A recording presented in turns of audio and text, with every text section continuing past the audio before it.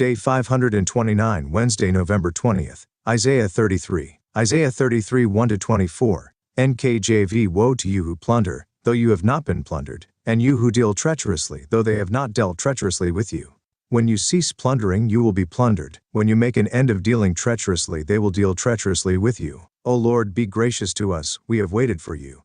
Be their arm every morning, our salvation also in the time of trouble. At the noise of the tumult the people shall flee. When you lift yourself up, the nations shall be scattered, and your plunder shall be gathered like the gathering of the caterpillar. As the running to and fro of locusts, he shall run upon them.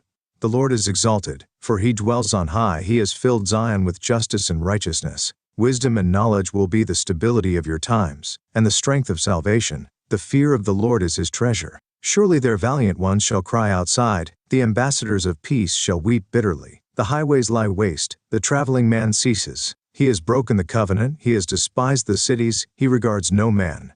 The earth mourns and languishes, Lebanon is shamed and shriveled, Sharon is like a wilderness, and Bashan and Carmel shake off their fruits. Now I will rise, says the Lord, now I will be exalted, now I will lift myself up. You shall conceive chaff, you shall bring forth stubble, your breath as fire shall devour you. And the people shall be like the burnings of lime, like thorns cut up they shall be burned in the fire. Hear, you who are afar off, what I have done, and you who are near, acknowledge my might. The sinners in Zion are afraid, fearfulness has seized the hypocrites. Who among us shall dwell with the devouring fire?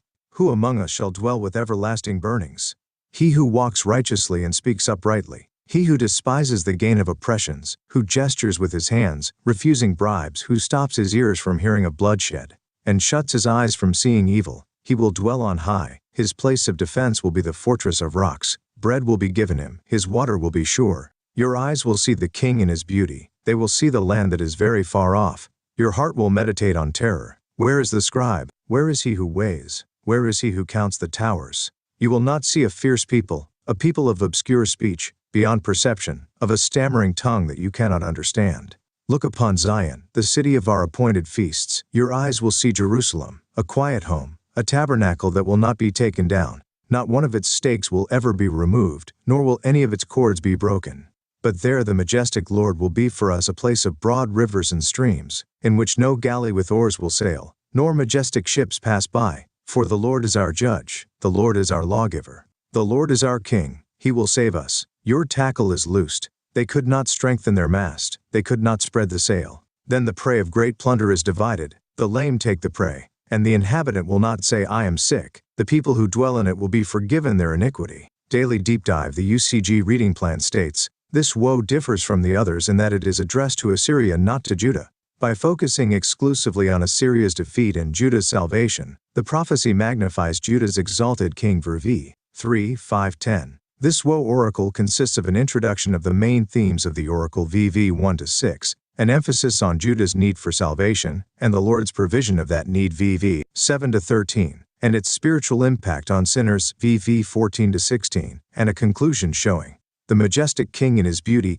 VV 17-24. Nelson Study Bible. Note on chap 33. Then Jerusalem a quiet home. In verse 7, we see how the hopes of the ambassadors for peace have been dashed. How often this has been true, particularly of Jerusalem. This ancient city's name means possession of peace, but of all the war-racked and violent places on the earth, Jerusalem has been one of the worst. Thankfully, God will at last intervene for his people. He will defeat the enemies of peace and establish it permanently. Jesus will reign in Jerusalem, a quiet home. It will at long last live up to its name and truly be the city of peace. Incidentally, many believe that America's founding fathers considered verse 22 as part of their justification for establishing three separate branches of government in the United States, the judicial, legislative, and executive branches. Verse 12, John Gill's commentary states, like chalkstones that are burnt to make lime of, which may denote not only their hardness and impenitency, which brought upon them and issued in the wrath of God, but the miserable condition into which they are brought, and the torture they should be put to.